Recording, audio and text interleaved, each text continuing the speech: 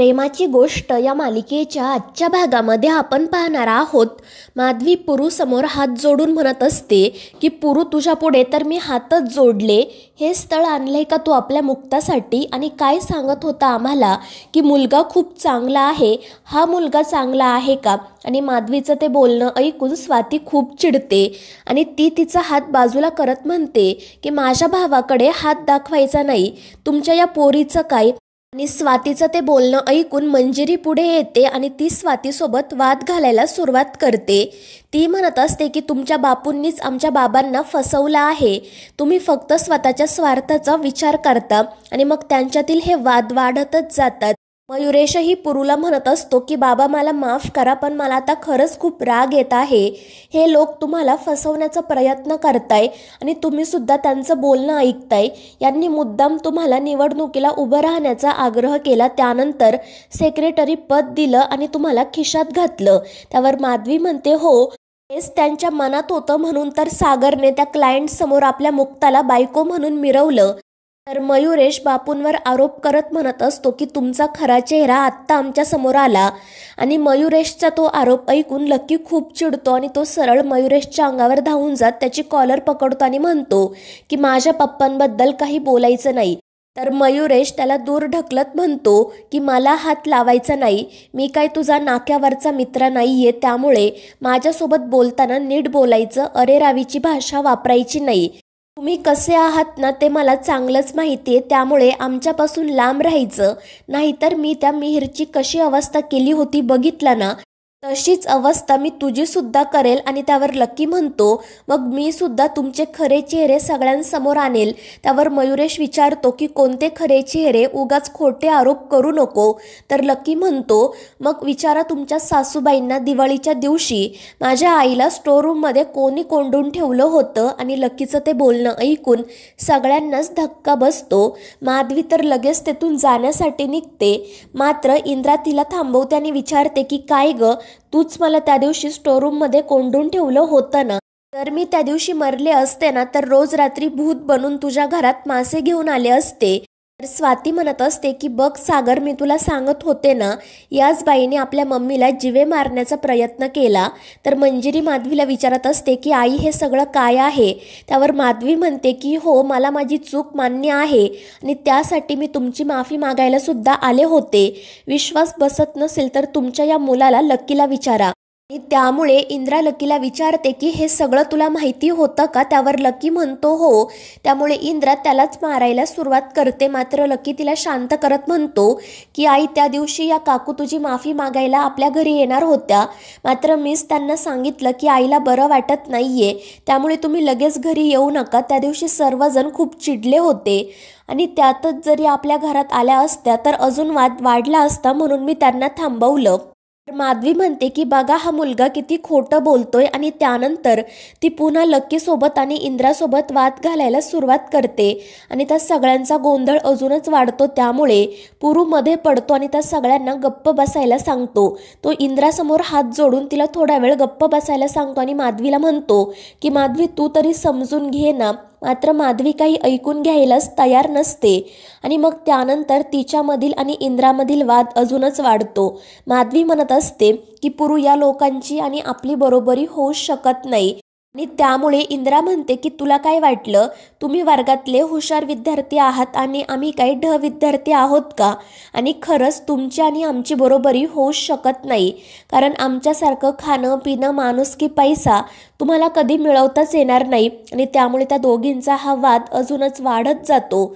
मयुरेश पुरूला म्हणत असतो की बाबा तुम्ही इतकी घाई का करताय, आपल्या मुक्ताला चांगला मुलगा चांगलं घर मिळेल, आपण उगाच घाई करून तिचं लग्न अशा घरात लावून देणं योग्य नाही। तर माधवी म्हणत असते की ही माणसं गुंड प्रवृत्तीची आहेत पुरू, आपण आपल्या मुक्ताला यांच्या घरात पाठवायचंय का? आणि त्यामुळे इंद्रा म्हणते की कोयत्याची शपथ, आता जर तू एक मिनिटही इथे थांबली ना तर मी तुला जिवंत सोडणार नाही। आणि मग त्या दोघी चक्क एकमेकींच्या अंगावरच धावून जातात।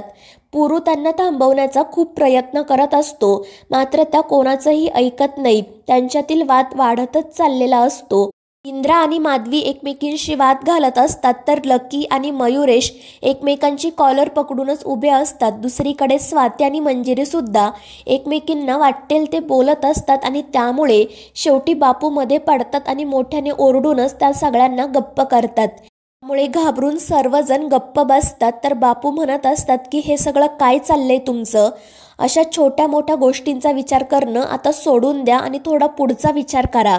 आणि त्यानंतर ते इंद्राला सांगतात की अगं इंद्रा, या सगळ्यामध्ये तू आपल्या सईचा विचार केला आहे का? आणि त्यावर इंद्रा काही न बोलता खाली मान घालते. तर बापू सगळ्यांना सांगतात की मी आणि पुरुभाऊंनी मुक्ता आणि सागरचं लग्न सहमतीने ठरवलं आहे आणि तो सुद्धा पुढचा सगळा विचार करून. आणि त्यानंतर ते सगळ्यांना सांगतात की तुम्ही आपापला विचार केला फक्त, पण त्या लहान मुलीचा कोणीही विचार केला नाही. पुढे ते म्हणतात की मुक्ताचं सईवर किती प्रेम आहे ते आपल्याला सगळ्यांनाच माहिती आहे आणि सई सुद्धा मुक्ताशिवाय राहू शकत नाही. त्यामुळे आम्ही पुढचा विचार करून सईची आई म्हणून मुक्ताचीच निवड केली आहे. जर सागरचं आणि मुक्ताचं लग्न झालं तर आमच्या सईला तिच्यावर जीवापाड प्रेम करणारी आई मिळेल आणि मुक्ताला सुद्धा आई म्हणून हाक मारणारी एक मुलगी मिळेल. मात्र माधवी बापूंच्या या बोलण्याचा चुकीचा अर्थ घेते. ती म्हणते म्हणजे हे सगळं तुम्ही तुमच्या स्वार्थासाठी करताय तर. आणि त्यावर पुरू म्हणतो की माधवी, खरंच आपल्याला सुद्धा या सगळ्याची गरज नाहीये का गं?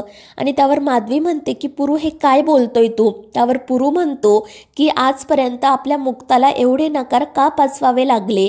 ती दिसायला चांगली नाही, तिला नोकरी नाही, शिक्षण नाही म्हणून का? तर नाही, फक्त एकाच गोष्टीमुळे, आणि ती म्हणजे की आपली मुक्ता कधीही आई होऊ शकत नाही. पण त्या सईमुळे मुक्ताला आई पण अनुभवता येत आहे. त्या दोघी मनातून आधीच मायलेकी झाल्या आहेत. मग जर कायद्याने सुद्धा मायलेकी झाल्यात तर काय हरकत आहे? आणि पुरुचं ते बोलणं ऐकून सर्वजण विचारात पडतात. मात्र इंद्रा तरीही बापूंना म्हणत असते की आपण या मुलीचं आणि सागरचं लग्न लावून द्यायचं का? आणि त्यावर बापू म्हणतात की काय हरकत आहे इंद्रा, अगं आपण सागरसाठी कितीही चांगली मुलगी शोधून आणली ना तरीही ती तिचं सगळं काही विसरून सईवर जीवापाड प्रेम नाही करू शकणार.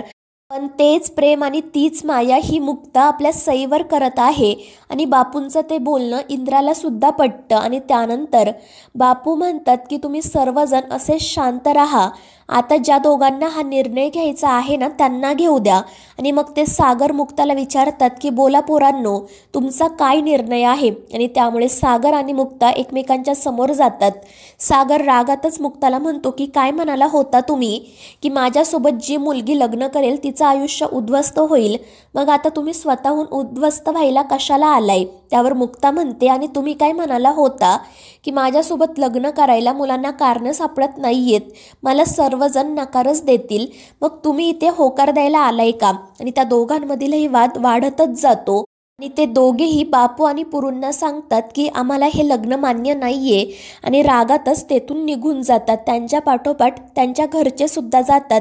बापू आणि पुरू मात्र खाली मान घालून तिथेच उभे असतात. पुरू म्हणत असतो की आपल्या घरच्यांनी आपल्या घराला कुरुक्षेत्र बनवलं आहे, मला नाही असं वाटत की हे लग्न होईल म्हणून.